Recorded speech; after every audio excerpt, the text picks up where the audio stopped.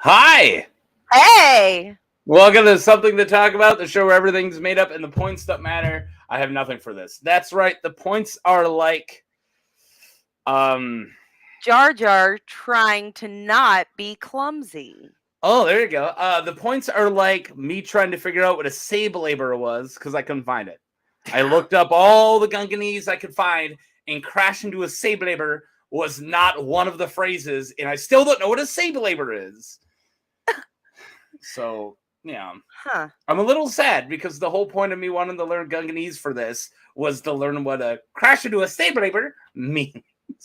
Because Yeah. I do think it's just his way of saying lightsaber, but it doesn't It make sense sounds like it, but but it yeah. doesn't make sense in context. Like what Right. Gungan's walking around with a lightsaber that he bumps into, and if he bumped into it, it would have probably killed him. It's the Yeah. lightsaber. Agreed. Yeah. Anyways, I see. This is normally why I plug my phone in, so I don't actually look down. But yeah, all right. I'm throwing my phone onto my bed. Okay, cool. How are you doing? I'm great. Except the fact that you're a little sick. Except for the fact that I can't stop coughing. I'm fine right now for some reason, but I've been coughing all day, so I'm really handsome, so it's scared your coughs away. That's what it is. I am super tired, so yeah. So you're coughing up a storm, and I'm no sleep lately, just completely utterly exhausted. But yeah. But we're not here to talk about me, you, or things that don't matter. We're here to talk about Jar Jar Binks. So Woo! This is our Jar Jar special, and I'm not that excited. I do think he gets a bad rep.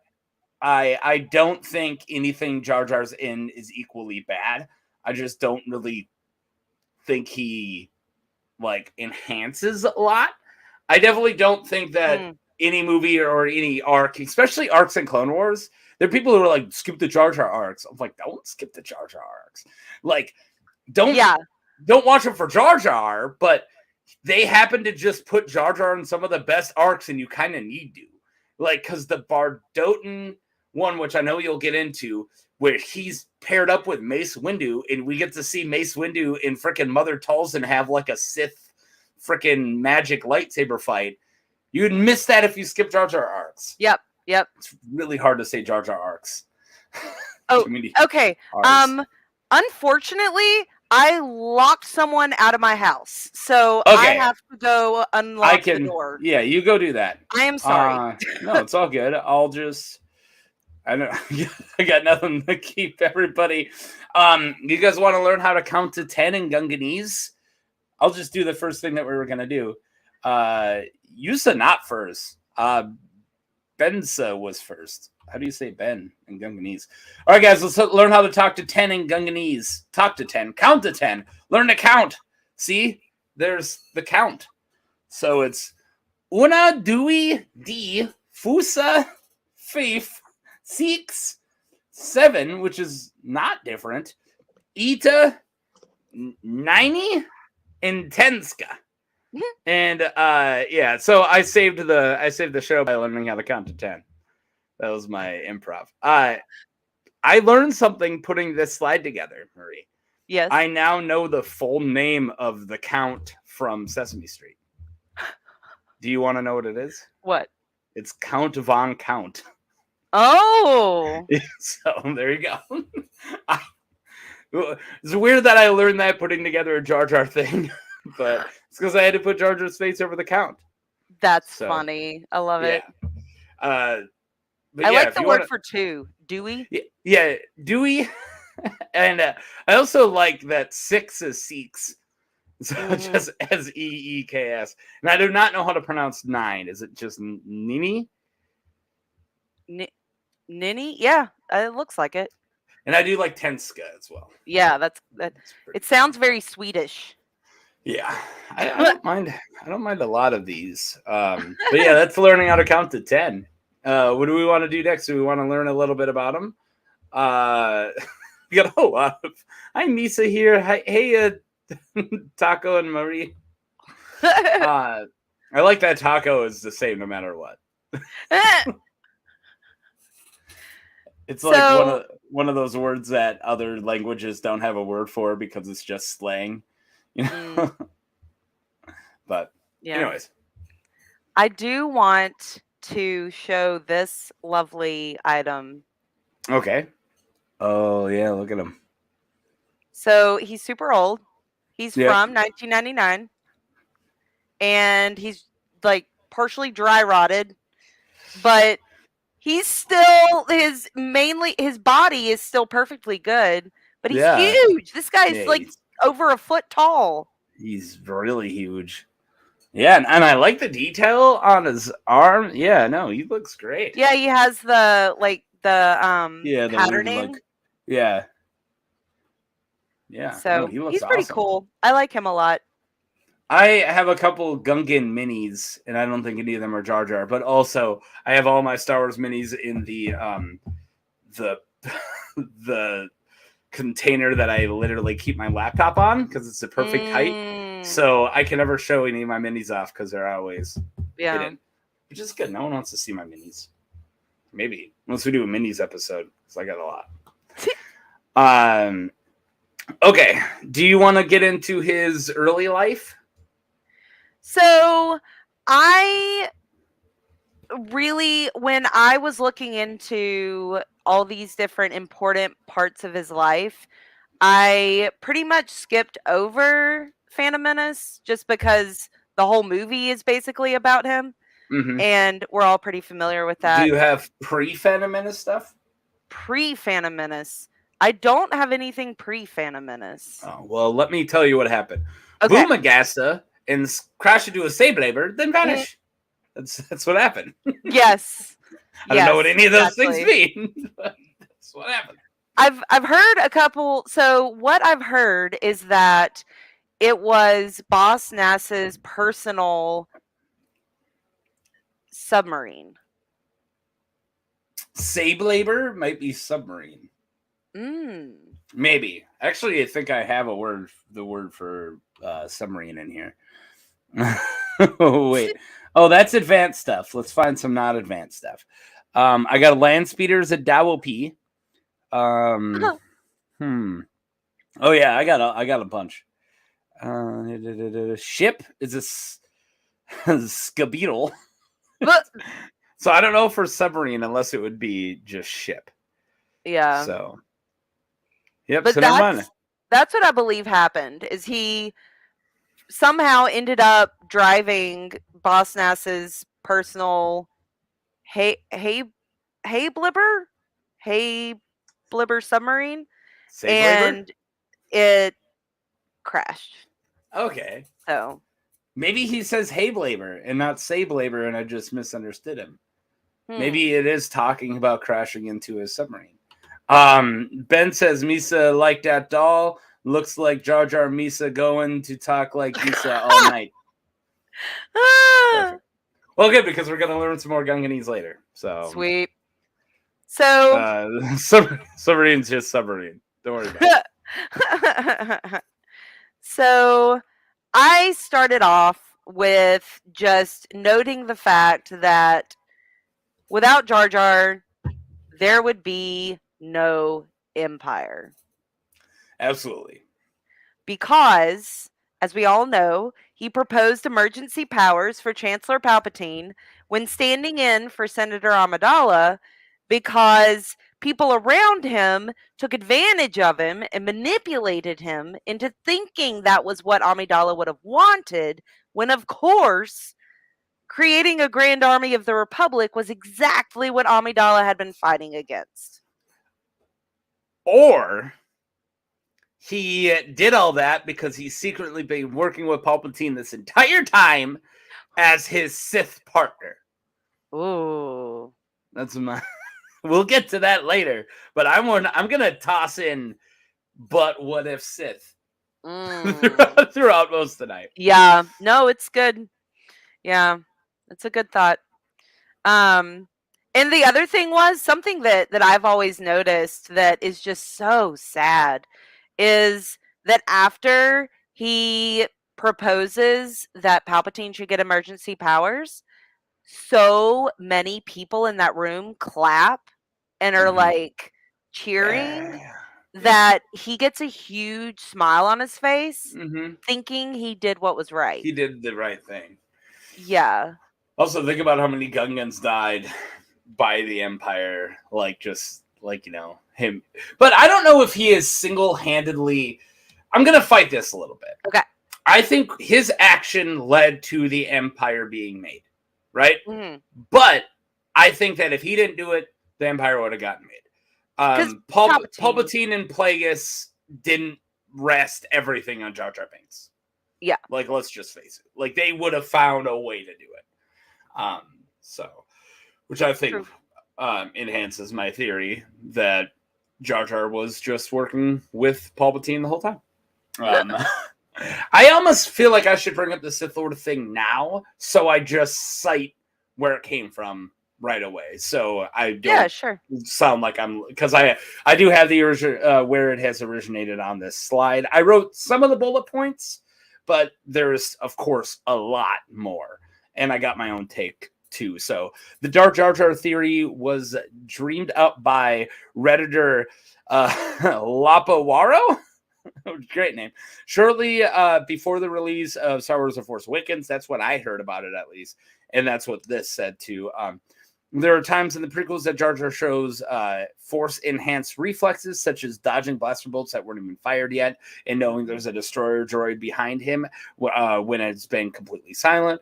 There are also examples of him waving his hands and trying to convince people of stuff. His fighting style has been compared to a difficult form of Kung Fu known as the Zhua Quan or the Drunken Fist Wushu. Let's not forget that he is the one, of course, as you already brought up, convinced the Senate to give the emergency control to Palpatine during the Attack of the Clones. So I want to get that all the way so I can now be the but what if Sith guy the rest of the way. But I think I first heard of this theory from Cracked, like Cracked.com, back before they kind of gutted themselves. Probably in 2016, I was reading a lot of Cracked. So I think most people started hearing this theory right when the guy dreamed of it, because 2016, I think, is when. And also there's that great Force Awakens poster. I should have downloaded it, where everybody is Jar Jar in it. And that was like a big thing too. I think that was like my profile picture for a while on Facebook. It's fantastic. So yeah. Do you have any actual just straight up thoughts about the Sith Lord conspiracy? I'm sure we'll talk about it later on when we go through his life story. But from what I've heard of it, that it may have been George Lucas's original intention. Yeah. May have been. He has not confirmed or denied. Definitely hasn't denied. Definitely hasn't confirmed. So this is the best reasoning I've ever heard. Is so the first time you meet Yoda, right? And only the first time you meet him in the first two scenes, how is Yoda acting? Goofy, right? And he's all about like, and he's testing Luke's patience. Yes. And and even later on, Yoda never acts like that again. Not a once, which kind of bugs me because that's my favorite Yoda. But he was making a lot of jokes, and he's Yoda not far. So since Lucas talks about how the movies rhyme, which is George's weird way of explaining it, I always thought of it as this is another way it rhymes, but instead of the like ancient Jedi master feigning to be goofy and weird, so Luke doesn't notice. It's the ancient Sith who is feigning to be this, because also look at what he brings in emotion. If he's working with Palpatine, he literally brings Anakin into the fold. Like he's a big part of that. He's the inside man for these really important things. So I do think the theory, like if it actually happened, I could see how it was planted. Like pretending that it later was what it was, like, because I feel like we would have known by now, like it would have been revealed. But going back, looking at like a lens of like that he might be a Sith Lord, there's a lot of stuff there. There really is. Surprisingly, it's so goofy. Yeah. Yeah, I love Darth Jar Jar too. No, he says Death Jar Jar, but he meant Darth. Okay. Yeah. So I would we want to go like through to show the Age of Republic special comic issue. Okay. So here is the cover. There was an awesome Mace Windu story. Fantastic. And then one of the stories was between Jar Jar and Rex. So here is the famous Jar Jar holding a lightsaber. Yeah, not exactly. So Rex comes up on, sees like him in the darkness and says, so the Jedi Master Lon Teak. Happens to the best of us, Luke. All right, sorry. Jedi Master Lon Teak was commander of the Battle of Mimban. So this is the Battle of Mimban. And Teak died and Binks took command, as well as Teak's lightsaber. Oof. So Rex sees him and is like, Jedi Master Teak, and he goes, not exactly. And then but also he doesn't without his Gunganese basic, which is another reason why he's totally a Sith. I'm kidding. He doesn't go. Sorry, go ahead. And then Misa took this so it wouldn't fall into the wrong hands. And immediately drops it. Like yours, you mean? And then Rex proceeds to take it from him. Give me that. You could get yourself killed. Misa, no. Misa almost did 5 times. And then he gives him a giant blaster. He just gives him a big old rifle. He takes the lightsaber away from him and gives him a giant blaster rifle. And then he's like, Misa ready. Then let's do it. And I'm like, what is happening? It's so funny. And then he goes, can Misa have Saber Lighty back? No. Misa didn't think so. So it isn't a Saber, he calls it Saber Lighty, which Saber Lighty. Yep, another reason why it might have been Habe Saber the whole time. Something I don't like about that is the fact that he's like purposely shooting stuff. Because what I've always liked about Jar Jar is he fails upward. Yeah, right. Yeah. And it's something that I've always wanted to make like a role playing character do that, where just like maybe I just have a lot of autocorrect rolls and I constantly fail, but something great happens because of it. Like, and because that's what he does, like the entire fight. The entire big battle that he's a general in Phantom Menace, he has like half of a droid. General. Yeah, Bombad General, which just means badass. See? I'll show you. You know, we don't need to go over these. We should just use these as I always go to the more advanced one. Bombad is superior, supreme, or great. All right, fine. I would just read it as badass.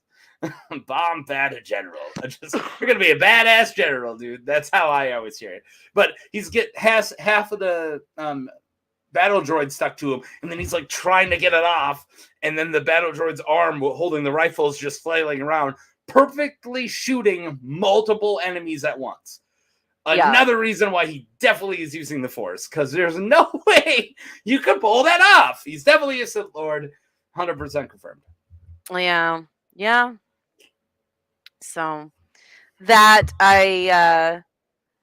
in my notes I said immediately caused Rex to take the saber from him, although he eventually gave him a very large blaster. Both seem like bad ideas.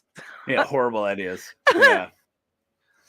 I do like just a shot of him with a giant freaking rifle. Like, it's great. It looks so badass. I'm like, what is up with? And the look on his face, he's just like, let's do this. Like, in a role playing game, I was gonna play a Gungan. And I wasn't telling anybody. I told everybody I was going to play the same like species I always do, which was a Lannic. And I'm like, I got this great Lannic idea, and I even built him, but as a feign, like all as a fake. So it was sitting in front of me, and everyone could see that. But I secretly, on my off time, and I talked to the GM, I built just a really badass Gungan bounty hunter, and I was working on my Gunganese basic, and I was really prepared, and we just never ended up running that game. And I worked on my Gunganese basic for like weeks. And now I probably can't do it, but I would at work as I was like walking around when no one could hear me in the loud factory, and I would be trying to just like Misa think of Lisa, and I was just talking like that, like, ooh, you sneaky snacky, like, and just trying to get. Also, here's a good one: a scaredy cat, or just somebody who's afraid, is a fraidy frog, which is easily one of my favorite ones. I think that's in here somewhere. Oh my god, I'm not going to find it right away. It's in my... I don't see it. Maybe it's in my... Yeah, fraidy frog, a coward. Yeah. And I was trying to work... It's in the third row. Yeah. I was trying to work Fraidy Frog. Like, what are you, a Fraidy Frog? I'm a bad bounty hunter. And I was just trying to work that stuff in. And we never ended up doing the game. I was really sad. No. Yeah, I was going to rock a sword and a blaster rifle. And yeah. That sounds awesome. It's a Bombad Gungan, man. Yeah. Yeah. That's awesome. Okay. Do you want me to do another? Okay. So... Clone Wars episode, Bombad Jedi, which is one of my favorite Clone Wars episodes. It's episode 8, season 1. Okay. And it is where they do negotiations on Rhodia. So it's Senator Amidala, C-3PO, and Jar Jar. Duh. Yeah, which is like my favorite combination of people. Because I freaking love C-3PO. I love Jar Jar in Clone Wars, and I love Padme, so it's like a great trio. Is that a combination of people? It sounds like one person, a Gungan, and a robot. Sorry. Okay. I'm kidding. Yeah, I'm kidding. I'll say C-3PO is people. I don't know if I'm going to go so far to say Jar Jar is people. No. And I actually have the Funko Pop from that episode. Of course you do. So let's talk about that suit. So you got a picture. I'm gonna take the liberty of bringing it up. Yeah. The giant tie with the giant gloves is my favorite look for Jar Jar.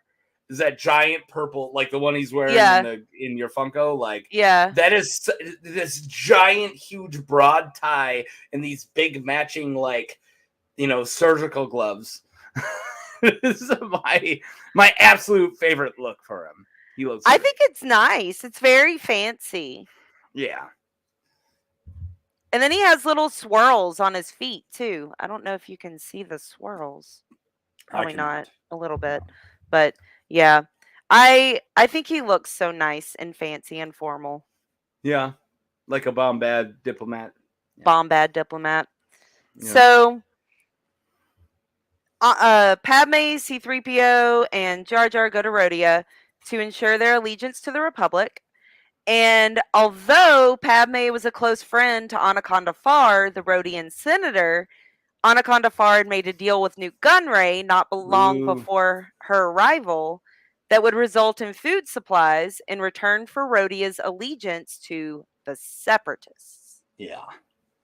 So Nute Gunray, of course, had other plans in mind and took Padme prisoner in preparation for her execution. Sounds like every plan he's ever had.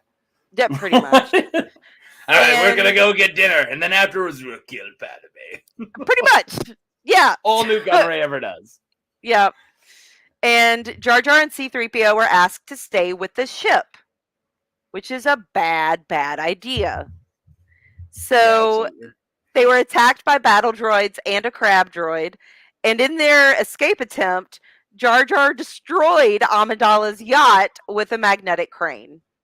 Sounds like something he would do. Just completely smashed it. But how does it accidentally help them? Does it not? No. Well, so at one point, Jar Jar puts on a Jedi robe that happens to be in Padme's yacht. I wonder whose robe that is. Obi-Wan's. Have you ever heard the fan theory that Obi-Wan and Padme are totally having an affair? Oh my god. Have you never heard this? I think I have. It makes the entire fight at the end of Revenge of the Sith make so much more sense. Like, why is he here? And it's really like, I knew you were sleeping with him, but they just don't say it. Like, there's totally a huge fan theory that Obi-Wan and Padme are also banging. So yeah. Anyways. Well, I'm going to say it's robe. Anakin's robe. Anakin never wears robes. Not all the time or anything. All right, keep going. Well, he does all the time. So they were attacked, and like I said, the yacht was destroyed. And towards the end of the episode, one of my favorite conversations in all of Star Wars happens between C-3PO and Padme. And this isn't going to be exactly what they say, but it's definitely the gist of it. So C-3PO says the ship has been destroyed, and Padme says battle droids. C-3PO says no. Padme says Jar Jar. C-3PO says Jar Jar. I just love it. Like, she immediately is like, yeah, it was definitely him. He destroyed my ship. Like, it was probably her first guess, but she didn't want to be rude, so she's like, the enemy? No, all right, then it was Jar Jar. Then. Yeah. I wanted to give him the benefit of a doubt, but nope.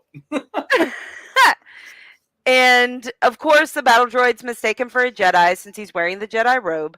And it eventually gets back to Newt Gunray, and so they're freaking out. There's a Jedi, trying to figure out what to do. And Jar Jar ends up falling down a grate that leads to the sea, and C-3PO is captured, thinking Jar Jar had died. And C-3PO is so upset about it.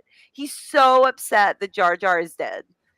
And then in the ocean, Jar Jar comes to face with this dude. Whoa. The Quazel Maw. And we didn't use this thing in our Cryptid or Star Wars episode. I don't know how we didn't. Yeah. We got to use them in our next Alien whenever we do an Alien game. Yeah, there's a couple of ones I've been starting to see Aliens. I'm like, we never used that one. Yeah. So I'm slowly gaining some. There's plenty of Star Wars ones we haven't used, just none of the ones anyone knows. We used most of them. Yeah. And so, as you see in this picture, Jar Jar is on top of the Quazel Maw and actually ends up befriending it and saves the day, basically. Okay, all right. He didn't befriend it. He actually mind controlled it with his Sith force powers. Okay. Done. I mean, it might be. He even nicknames him Bogey. Yeah, which is Gungan for my Sith companion, confirmed. And I just love this episode because Jar Jar is just bumbling around in a Jedi robe, and they're all calling him a Jedi, and Padme's playing along. She's like, "Oh, Jedi, come save me." Even though she escaped herself and totally rescued herself. And awesome. It's so good. It's such a good episode. And here is Jar Jar and C-3PO. They're him wearing that outfit. Yeah, I love that outfit. So great.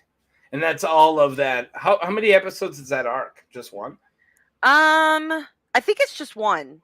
Weird. Yeah, it's just There's a couple of those Clone Wars just one episodes. Yeah. I think the droid arcs, I think there's 2 droid arcs and they're both 2 episodes. It's the only arcs I skip. Not gonna lie, I can't do them. Sunny Day in the Void is the best. Skip.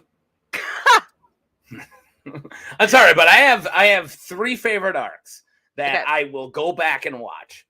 And none of them are that one. And these are not counting final season, because final season I probably can watch most of that. But yeah, I go back and watch Pong Krell. I go back and watch Mortis, of course, and the first clones, the prequel to the clones at the training in Camino is an arc I really like. And actually, the one where Echo that turns Order 66, the one where one of them malfunctions Order 66 early. That arc is fantastic. Yeah, I think you mean that attack Tiplar and Tipley. Yep. That I want to say that was Tup, but maybe it was. I'm not sure. It's been a bit. Plus, all clones look alike. I'm sorry, but it's true. I used to be able to identify 80 clones. Yeah. back just when you by had to. Appearance. I could at one time do pretty good, but I haven't watched Clone Wars in a long time. I don't watch anything anymore. I have a 2-year-old. I watch Baby Shark. I can tell you everything about Baby Shark. I'm now a Baby Shark aficionado, and I don't want to be. Oh. Yeah. I could identify Baby Shark, Mama Shark, Grandma Shark, Auntie Shark, all the cousin sharks. Oh my gosh. Yeah. Uncle That's Shark. Funny. Santa Shark. Thank you very much. Oh wow. Oh, I do have a quote from a dialogue from this episode. So Senator Anaconda Farr says, "Master Bombad, on behalf of the people of Rhodia, I thank you. You're either the bravest or the most foolish Jedi I have ever met." And Jar Jar says, "I'm just a Gungan, and I don't think I'm either." And C-3PO says, "Well, I think you're a little bit of both." Yeah, there we go. Well, so he went by Master Bombad. That's so bullcrap. Where he's like Master Badass Supreme. All right. Stuff. So that's the whole of the Rhodey arc. That's the Rhodian, yeah. Rhodian. All right, and then there's a couple. Yeah, there's a couple more arcs that they did. You want to look at more Gunganese before we move on? All right. So we already looked at words, so we don't need to break down all of them. But I do want to look at the advanced stuff, because the advanced stuff actually has like kind of full-on phrases. So greetings, I come in peace is Misa greeting in Prisa Misa common, which is a lot. And then would you like to visit our city? Can we go to it? Misa like to visit Yusa City. Can Wisa go in Dally? So there's a lot of really good stuff here. Frady Frog, of course, is my favorite. I love that one. Frady Frog is great. Yeah, I want to call more people Frady Frog in my normal life. And then, yeah, just like Salongabai is like, see you later. I'm pretty sure Salongabai kind of tells you what it is. Like, some of these are not like very hidden. Like, thank you. Clearly, that's thank you. Yeah. And of course, my absolute favorite, first column, excuse me. Yeah. Because it's just excuse me. So it's not very different, but you can always hear when he says it in Phantom Menace, excuse me. And then both the safest place would be Gunga City. That's where I grew up. Tis a hidden city. Which that scene brings me back to another Sith thing. Uh-huh. When he dives into the water, he does like this super extra crazy flip, force enhanced agility. Fight me. You don't think it's just a Gungan trait? Nope. Force enhanced agility. Okay. I'm sorry, but I've looked at base Gungan character sheets, like their starting stats in role-playing game. They have an extra in charisma and not in agility. I know, I don't get it either. Because they are pretty much built in the system to be good diplomats. And I'm like, is that a joke? Interesting. It must just be a joke. But yeah. Huh. There is one novel. I can't squeeze me. I don't know. I can't remember what novel it is, but there's a group of people. They run into a Gungan, and and it doesn't speak like Jar Jar. Just speaks normal, basic.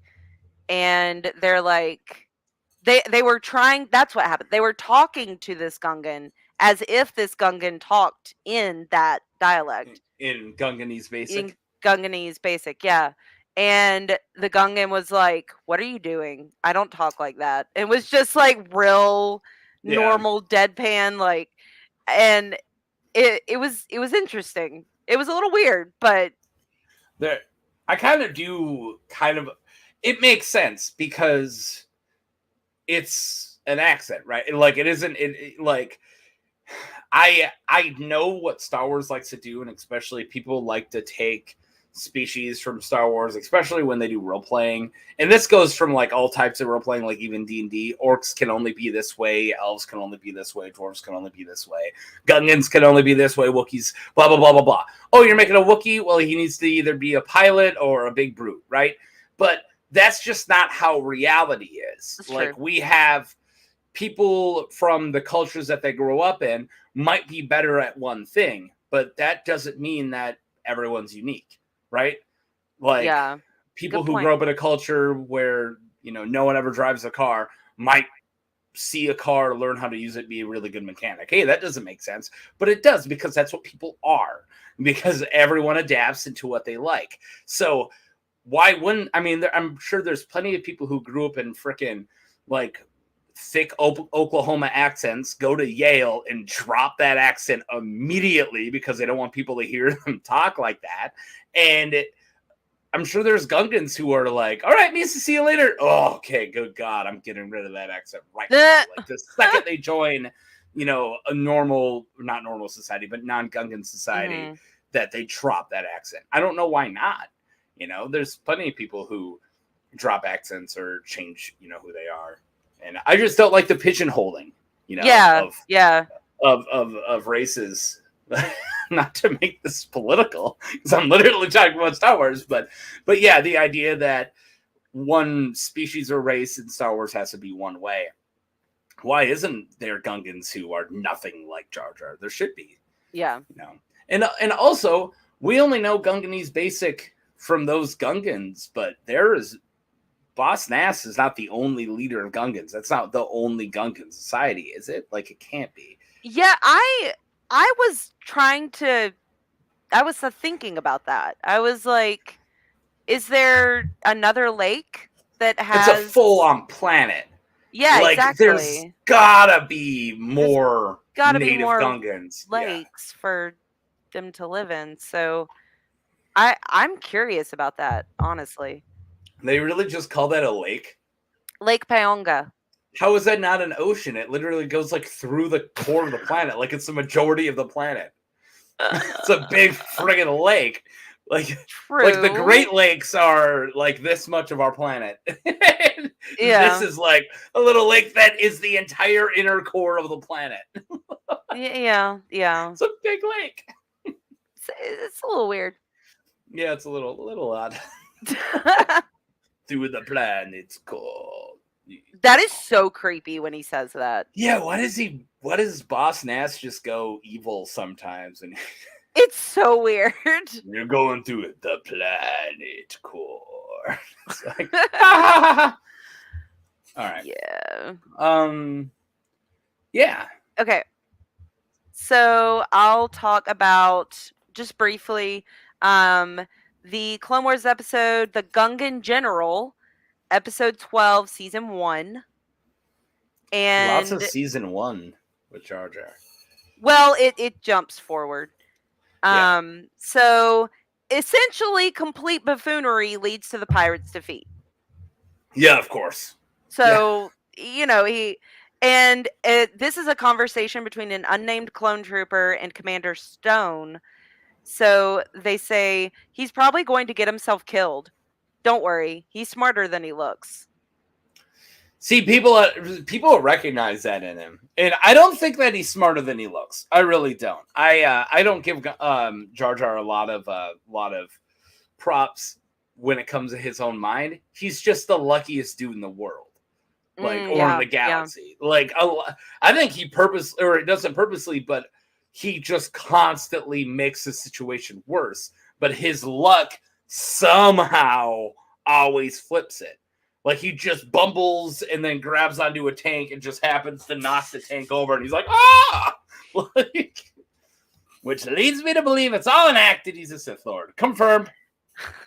And that is exactly what happens in this episode. Exactly. So there, Hondo Ohnaka, my dear Hondo. My favorite Requay. I love him. Captures Count Dooku, and the Republic agrees to pay a hefty reward. So Jar Jar and Senator Karras, Agran, along with a contingent of clones led by Stone, are dispatched to Hondo's lair on Florum with a bounty of spice as Dooku's ransom. Well, Turk Falso, one of Hondo's pirates, makes a deal with the Separatists instead and shoots down Jar Jar and Karras' ship, leaving the pilots and Karras dead and Jar Jar in charge. Yes. So his exact plan. And then Jar Jar, of course, decides to fight, and they're able to get through to the pirate base. And then Commander Stone sends Jar Jar to negotiate with the pirates, thinking his ineptitude could be useful. I mean, it's kind of what I've been saying. Yeah. This guy accidentally solves a lot of issues. Send him forward. Did you get a picture of this, or is that for later? Oh, yeah. I just got Jar Jar on Florum. Jar Jar on Florum. So that is him attacking the pirates. Yeah, and then one of the clones gives up on his giant fat rhino. I believe they are called Scalders. Scalders. It looks like, just a giant, huge rhino elephant Indricatheer thing. Yeah. So he goes to negotiate, but he ends up ramming one of the tanks into another, which led to a crippling of the pirates' power grid. Exactly. Yep. Oops. But Jar Jar makes it out alive, but unfortunately Dooku escapes amidst the blackout. I feel like that's how every episode ends. Dooku escapes. Yeah. Dooku somehow escapes. I just want to go back to just Skeletor. Run away! Like, I'm Dooku, run away! Oh my god, that was so funny. I know. I wonder if I still have that gif. Oh my gosh, that's a great gif. I love it. I might. I gotta just go to. I just got gifts for podcasts. I was really. I was really creative when I came up with the name for this. Yeah, here goes Skeletor Run Away. This is Dooku at the end of every episode of Clone Wars. Oh, it's uploading. I shouldn't have set it up yet. This is Dooku at the end of every episode of Clone Wars. Run away! Yeah, pretty much. Love that gif. I'm saving pretty it. Much. I'll move it up with all the saved ones. Right up there with Strong Bad deleting. All right. Sorry, there was I was looking at I everything. didn't show that earlier. No, so you didn't. That is him proposing the emergency powers. Yeah, that's him getting rid of democracy. Almost. Starting to get rid of democracy. Yeah. And then another one of my absolute favorite episodes or arcs really, is... Yes, this is an arc. The War on Mon Cala.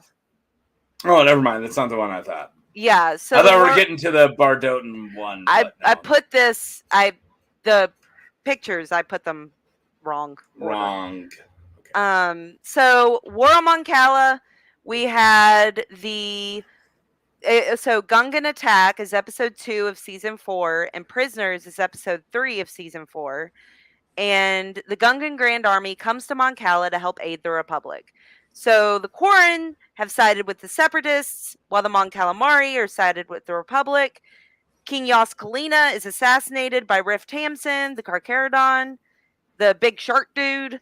Yeah, we covered him in our Romance or Pass. Yeah.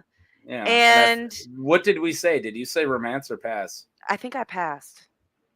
I think I did too. All right. I'm not sure, but all right. And then, so Prince Lichar is set to take over the throne, Yas Kalina's son, both Mon Calamari. But the Quarren think he's too inexperienced, and they fight back. And unfortunately, the Republic doesn't have a sufficient number of clone scuba troopers. So Kenobi reaches out to Jar Jar to see if he can get the Gungans to commit their grand army to help in the battle. And I absolutely love this.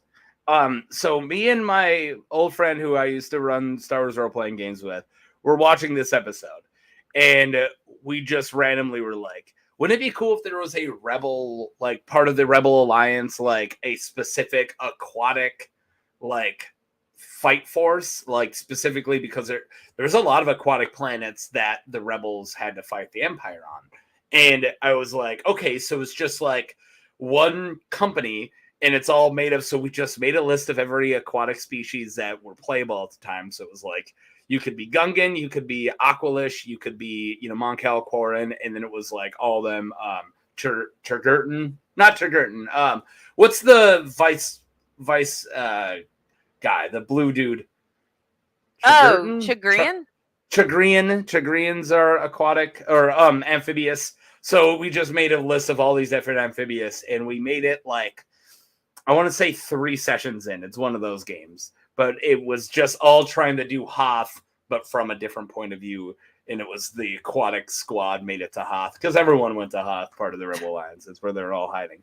Anyways, I got the picture of this guy. Ooh. Yeah, smash. Yeah.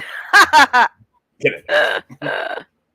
So you can see in this picture, there are all these Gungans that are coming in to help save the day. There's a scene I love in this, and it's when all the Gungans show up over Mon Cal, or Dak, whichever one you want to call it. And they just like cheer because they love this stuff. Like right when they show up, you just all the Gungans are like, yeah, and then dive into the war. And it's like Gungans aren't like, they are warriors. They're warrior like culture. Yeah, like a lot of people forget, but they are definitely a warrior culture. So as soon as they show up on Mon Cal, they're like, let's F stuff up and just dive in. I love it. And let's see. So yes. At first, Turducken. Sorry. Oh yeah, Turducken. I was introduced to that fairly recently. Really? Oh, yeah. I always knew what one is because I watch a lot of Thanksgiving football. Oh yeah. John Madden always had one. That's what I learned. Yeah. So the Gungan army comes, and at first everything goes well, but then Riff Tamsin, the Separatist commander, uses a Trident-class assault ship to create whirlpools that disorient the Gungans. Boo. And the Gungans end up being captured. And my favorite, not my favorite part of this, but a really kind of gross part of this is when Riff Tamsin is interrogating Jar Jar, Anakin, Padme, and Kit Fisto. Tamsin cracks Padme's scuba suit's faceplate, and so Jar Jar spits on it to seal the crack. Gross. This is also where we learn that Kit Fisto's lightsaber is waterproof, which is totally a thing. There's actually quite a few waterproof lightsabers. It's just in case, if you're playing an aquatic or an amphibious Jedi, make your lightsaber waterproof. Might come in handy.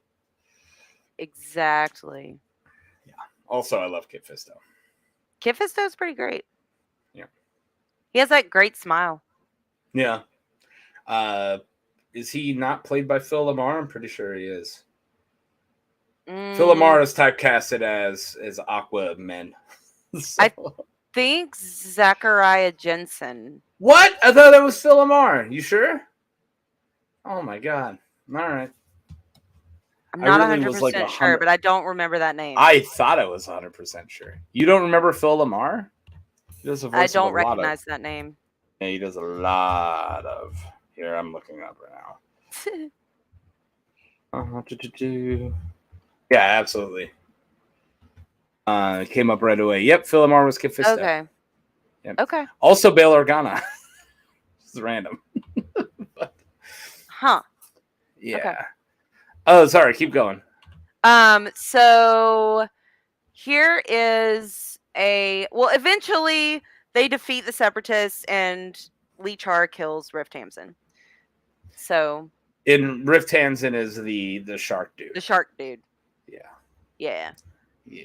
All right.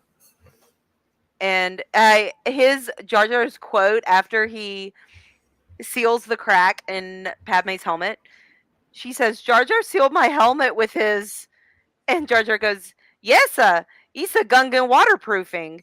Isa why we swim so good." Got a point.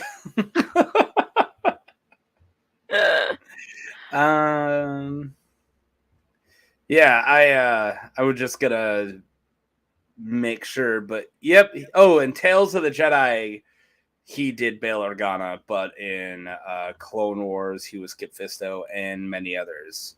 Okay. So, cool. You would recognize Phil Lamar if you saw him, but he's like one of the voice actors of like everything. Like if you look at his IMDb, it's all over the place. Gotcha. Like I am currently scrolling, and I've scrolled a lot, and I'm still in 2020. So I haven't even made it to Clone Wars yet. He did Samurai Jack, a bunch of other people, and yeah. Anyways, okay. He's definitely Kit Fisto. Cool. Sorry. Anyways, that was a sidetrack I didn't need to go on. So there are 2 more episodes. I'll just be brief. There's Shadow Warrior, which is episode 4 of season 4, and it's Grievous on Naboo. Yeah. Because you have Boss Leone, who's being controlled by Minister Richelieu by a mind control necklace, and Richelieu is conspiring with Dooku, so it's this whole bad thing. And then at one point, Jar Jar accidentally dons Leone's crown of office, and Padme and Anakin realize he looks a lot like Leone. So here is him next to Tarpals. So Jar Jar is, of course, on the right, dressed as Boss Leone, and then Tarpals on the left. And they do this whole negotiation with General Grievous, and basically he's trying to stand in for Boss Leone because they wanted to attack the Naboo. And Jar Jar's like, "What? No, we can't do that because he's friends with Padme." So he doesn't want them to attack Naboo. But they eventually capture Grievous, which is great. And you're like, awesome. But Tarpals dies. Aww. Which is super sad. And then the Gungans are forced to release Grievous because Count Dooku succeeds in luring Anakin into a trap and holding him for ransom. So when they release Grievous, does it look anything like this?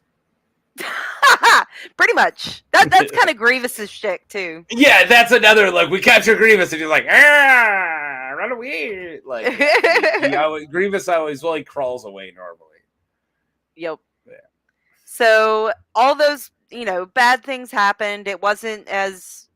Things didn't turn out as great as they had hoped.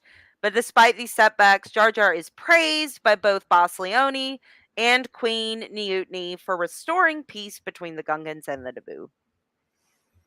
So yay, peace. Nice. And then the last one is the Bardotan one? The last one is Bardota.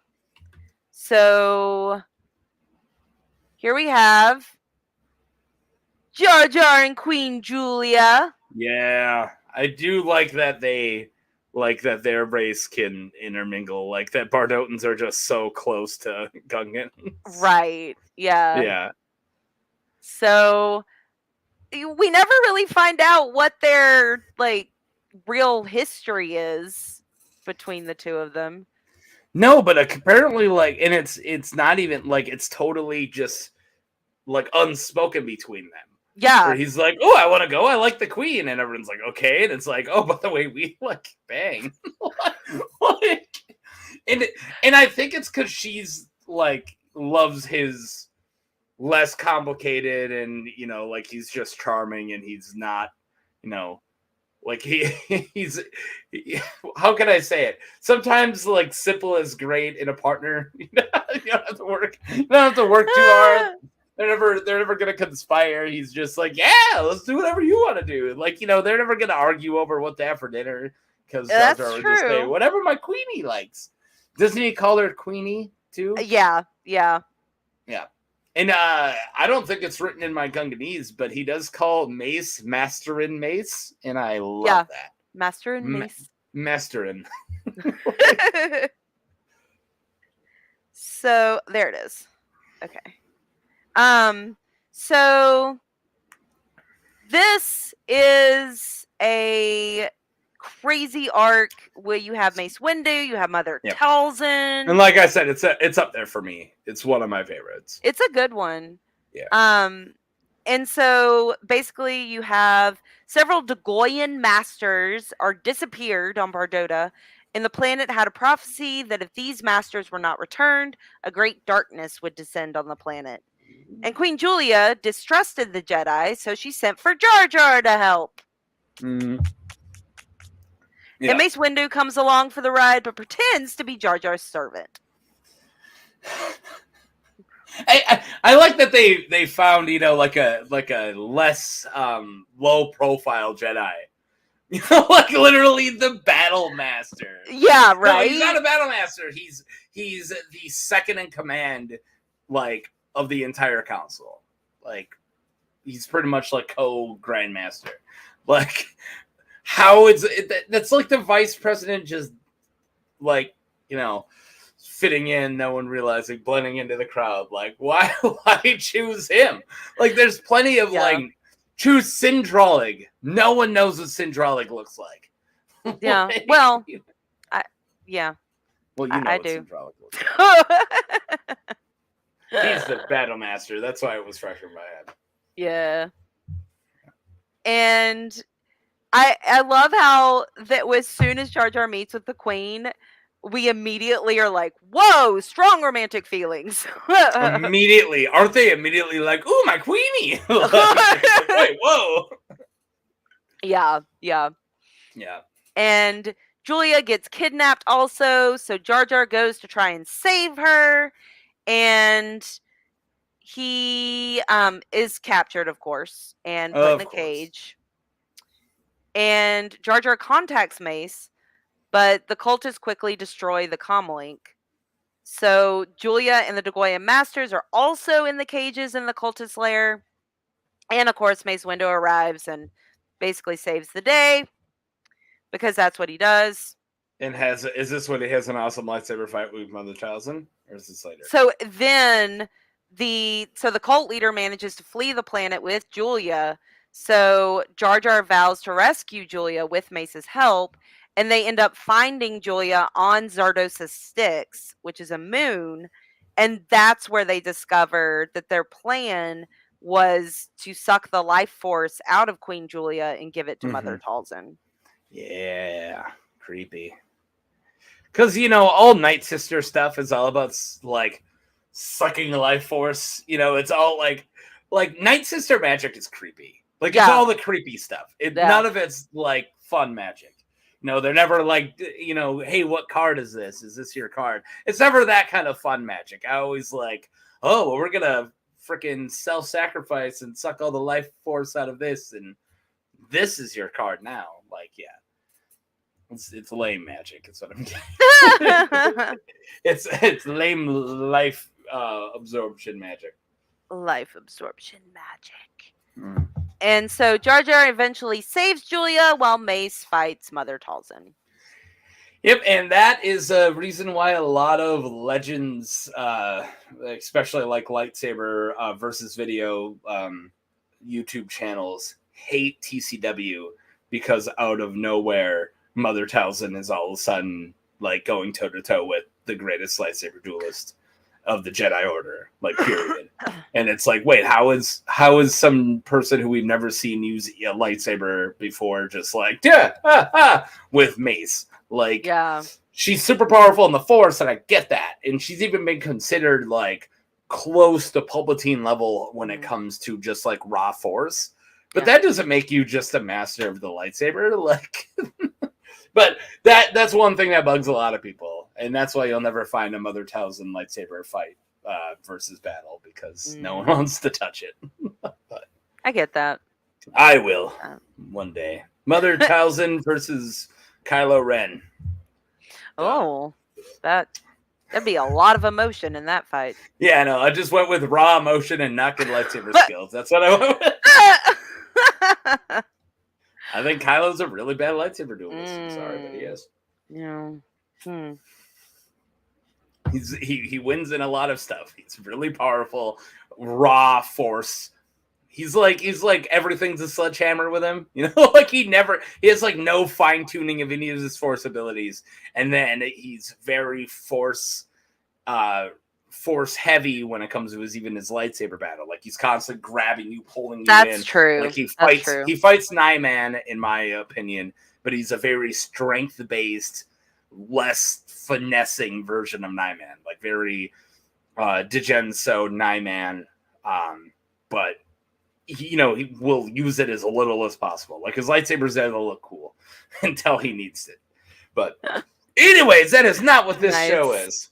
So is there anything else you want to say about the Mother Talzin Bardotta? No, I just like that arc a lot. Yeah. So the last little bit. So this is the last bit of Jar Jar's life that we know of. Is from, I have the book in the other room, but I forgot to bring it in here. So Aftermath. Empire's End. So by Chuck Wendig. And the Aftermath trilogy is freaking amazing. I know you love it. Oh my God, I love it. And Sinjin Rothvelis is like the best character ever. And oh my God, that trilogy is so good. And I was so freaking sad when he got fired. Ooh. That was a real bummer. But because I wanted more Sinjin.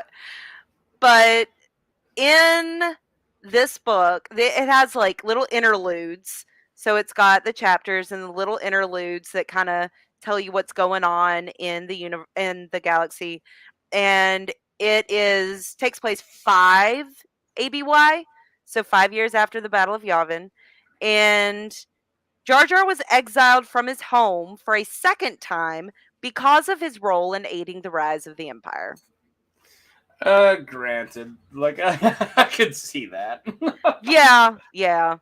And just because you do it on accident doesn't mean you didn't do it. Yeah.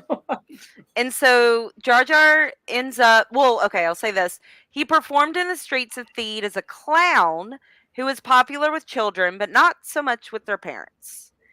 And he entertained the children by performing numerous antics, including wagging his tongue, juggling glombo shells, spitting fish up in the air and catching them, dancing around, and swallowing and flushing out water through his ears. Yeah, sounds like Jar Jar. Pretty much. And many Gungan and Naboo adults refuse to speak to him or even say his name. So he feels completely outcast, completely just ignored. And he's literally a sad clown now. He's a sad clown. And so Mappo, this little boy, a young refugee boy who's also an orphan, and is severely burned all over his body as a result of the Empire bombing his home on a fuel depot. Jesus. So he has fuel explosion burns all over, and he feels like an outcast too. So Mappo is like, we should go nowhere together. And when they're talking to each other, Mappo's asking him like, why are you so sad? Why do you not think that people like you? And Jar Jar says, if I can say this right, Disa Hissen Naboo tink I help the Empire. Me no. And then Mappo says, I don't think you help the Empire. Maybe you just don't belong anywhere, like me. Oh. And it's so sweet. It's sad, but it's very sweet. Definitely a bleak little ending for Jar Jar. Yeah. But... And so in response to Mappo saying they could go nowhere together, Jar Jar says it's a bomb bad idea. Sorry, I just had to throw a jack.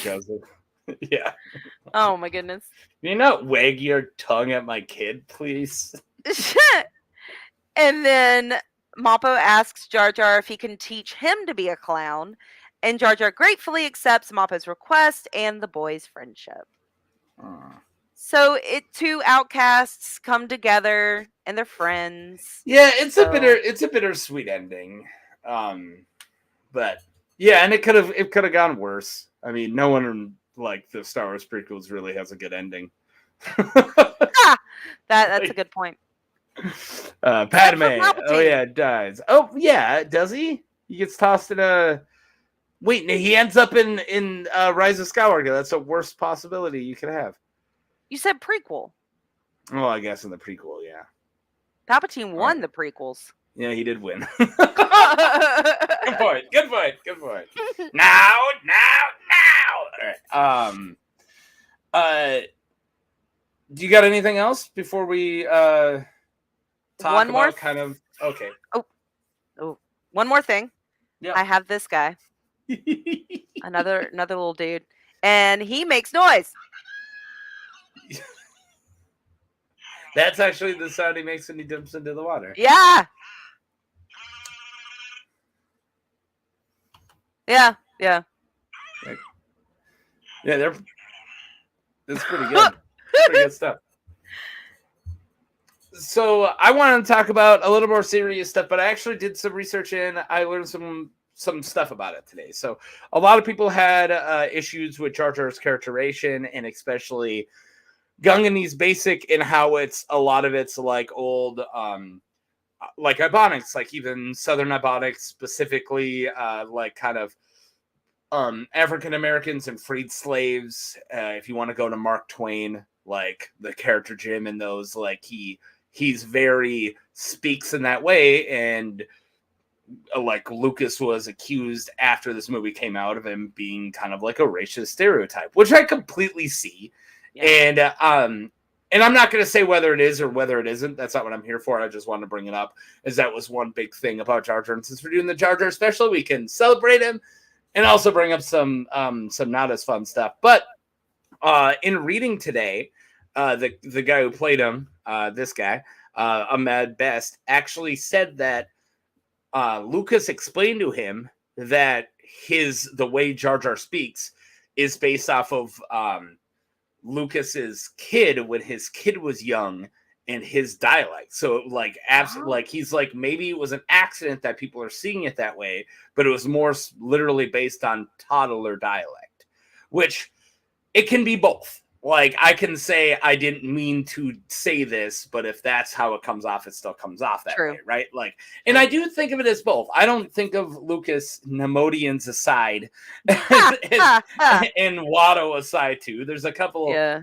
You can argue against Watto or the Nemodians for me. I definitely see them as racial stereotypes, but I do see how Jar Jar could be more of a accidental kind of, not okay. And but I don't know. Maybe that's just me, and I haven't really put a lot of thought into it because it really doesn't seem like it's my place to pass judgment on it. But yeah. I know Ahmed Best has always supported Jar Jar and always been a champion for that character. Yep. And he still does cons and everything, right? Yeah. Pretty sure he does. Yeah. And yeah, so I just felt like you can't bring up Jar Jar without at least just bringing that up, because I don't know, I feel like it would be wrong. It's like you have to bring up somebody's entire legacy, even if that character is Jar Jar Binks. Yeah. And for the longest time, I didn't actually ever hear of Lucas's explanation. And as somebody with a toddler, I can see that. That's why I'm like, okay, maybe you just didn't think about it.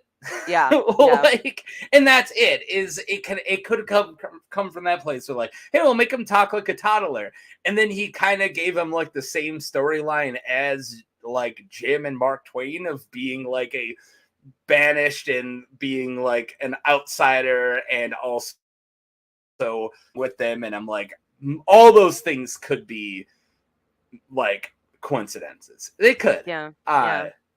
But Watto being the Merchant of Venice and a horrible Jewish stereotype, you cannot argue that definitely is what he is, and it's not okay. Yeah. It's absolutely not okay.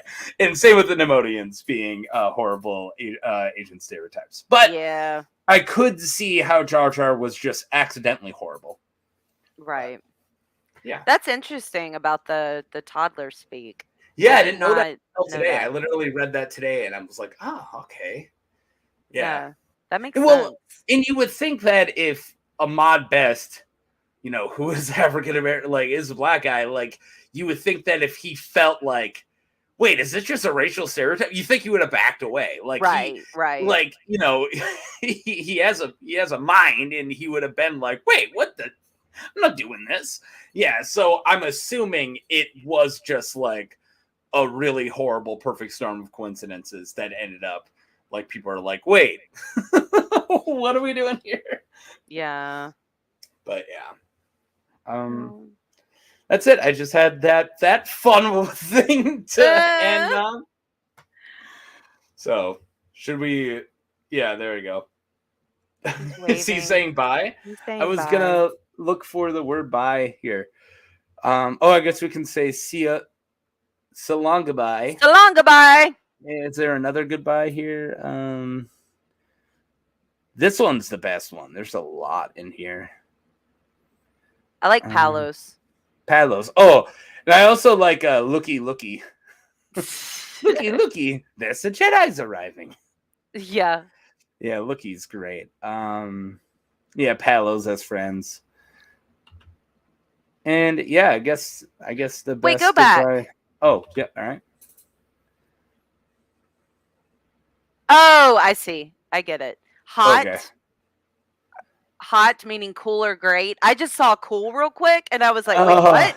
Hot and then I'm like, cool. Oh, cool is in like, that's cool. Hot. So, I got it. I also like hep. Hep is help. Hep.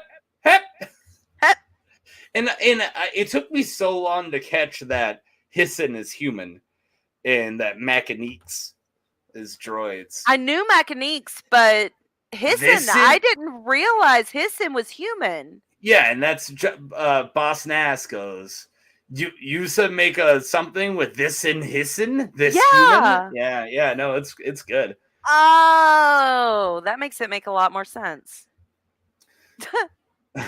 I just see looks like I got a hooky. Yeah, this and Hissin, be gone with him.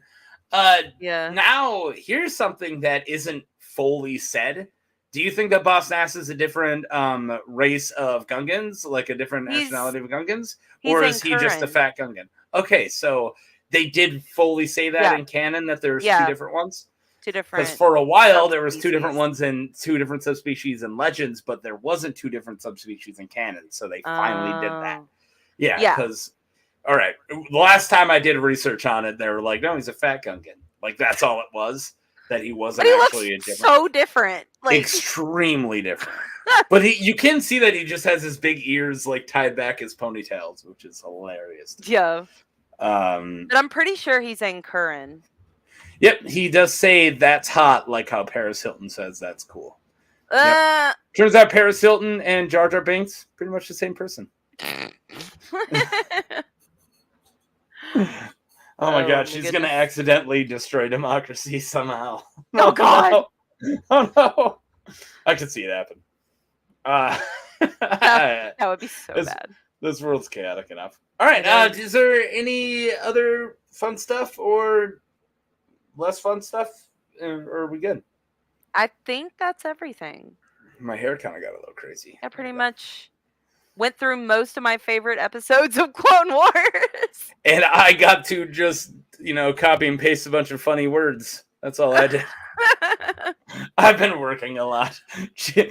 Marie, I'm going to say thank you for taking care of this episode for me because you did a lot more work than I did. Well, I do love Jar Jar. Yeah. But I did try to split the load. It just didn't end up happening. It was my attempt for it to be 50-50.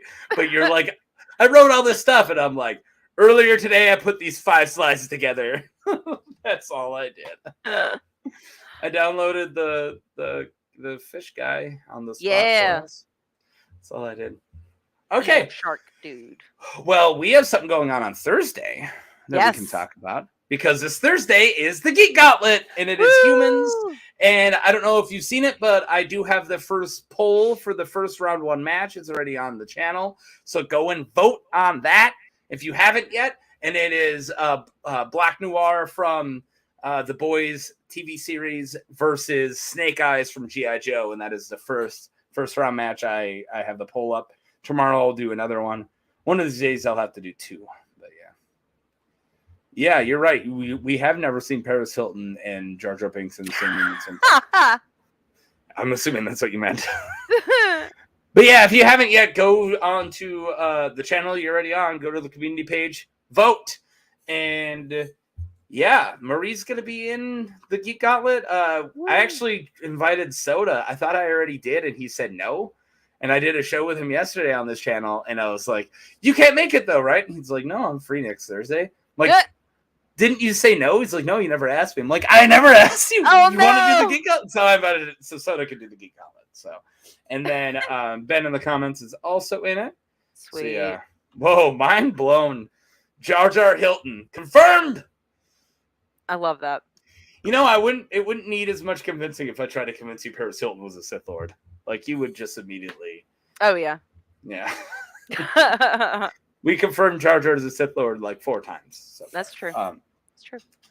And is there anything going on your channel that you want to bring up? So I do want to say I was trying to get through a whole young adult novel, and I'm only like 36% of the way through it, and I don't think I'm going to finish it by Monday. So I probably will be doing a different episode than the one that I said I would be doing. Okay. So I just want to put that out there. It's probably not going to be about Zine and Lula. It's probably going to be a review of a Dr. Aphra comic. All right. That works. So we'll see. And for the next Star Wars episode, we're going to do another Smash or Pass, but it's going to be Ancient Sith Lords. I'm kidding. I just sprung that on Marie. Because everybody has looked at Darth Maul, gets like, all right. He's a little creepy, but I can make this work. All right. Then that's all I got. Let's get out of here. Just everybody who's watching Thursday the 22nd. Be there for the Geek Gauntlet, and also vote on my poll. Vote on the polls on the channel. And are we good? Yes. Wait. How does he say? Let's get it right. Yeah. So long, bye. So long, bye.